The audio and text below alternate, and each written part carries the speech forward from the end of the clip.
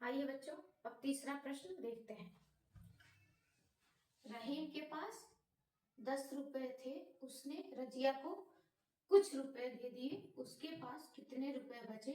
इस संबंध को अक्षर संख्याओं की सहायता से व्यक्त कीजिए। अब हल करते हैं इसको। मान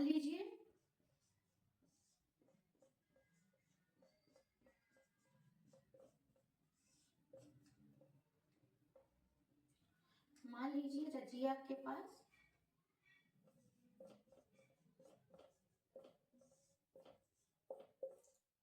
रजिया को x रुपए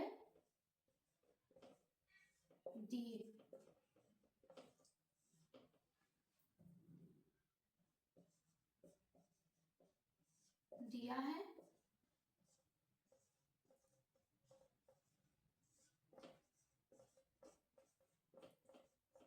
रहीम के पास 10 रुपए हैं।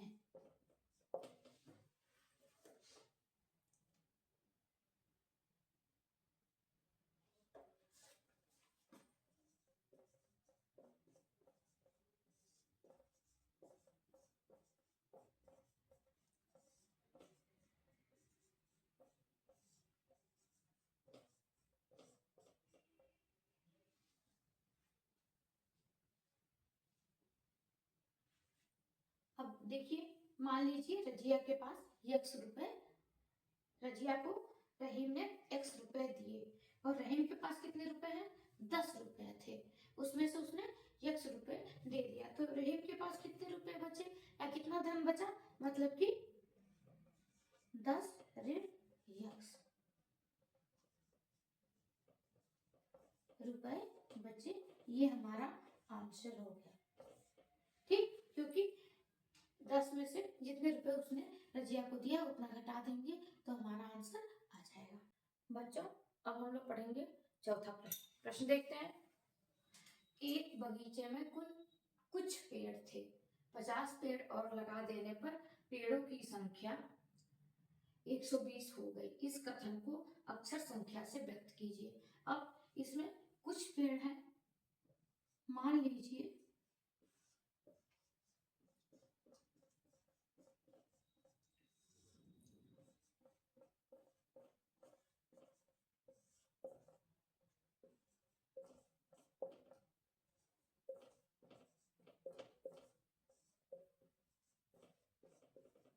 बगीचे में पेड़ों की संख्या बराबर यक्स। यक्स संख्या है 50 पेड़ और लगाने पर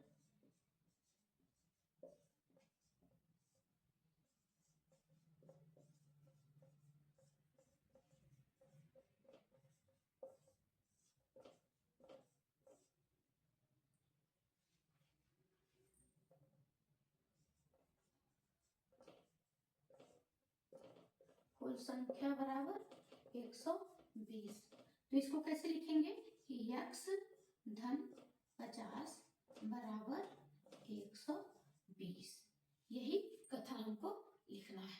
अक्षर संख्या कथन ये हो जाएगा कि यक्स पेड़ हमारे पास थे, उसमें 50 पेड़ और जोड़ दिए गए तो कुल टोटल पेड़ों की संख्या 120 हो गई, तो ये 120 हो गई। यही हमको अक्षर कथन इसमें लिखना था।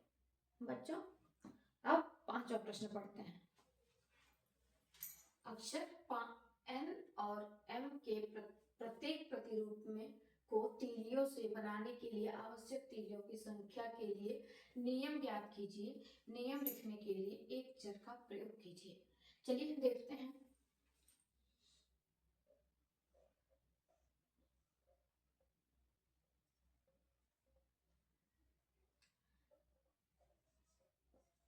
n के एक प्रतिरूप को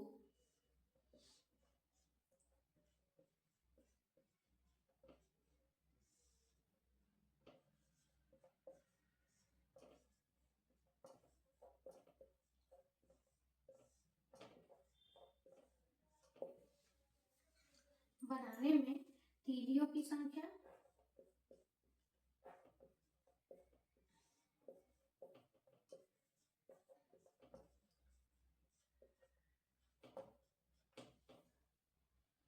कितनी तीलियां हैं? 1 2 3।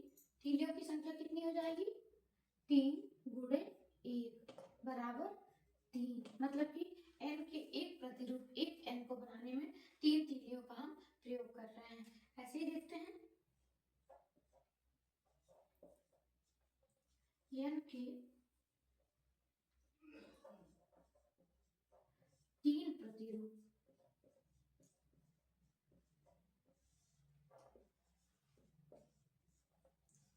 को बनाने में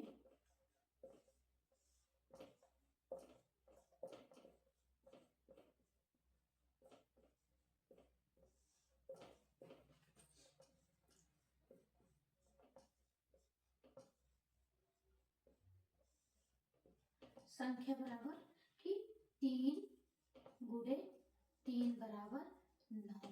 ऐसे ही बच्चों हम देखते हैं कि n के अगर बहुत सारे प्रतिरूप जो अनगिनत प्रतिरूप हों तो हम उसको बनाने के लिए क्या करेंगे, कितनी तीलियों की संख्या, तो उस अनगिनत को हम एक नाम दे सकते हैं, उसमें एक चर राशि ले सकते हैं कि n या x तीलियां x प्रतिरूप बनाते हैं तो कितनी तीलियों की आवश्यकता होगी। यही देखते हैं, n के x प्रतिरूप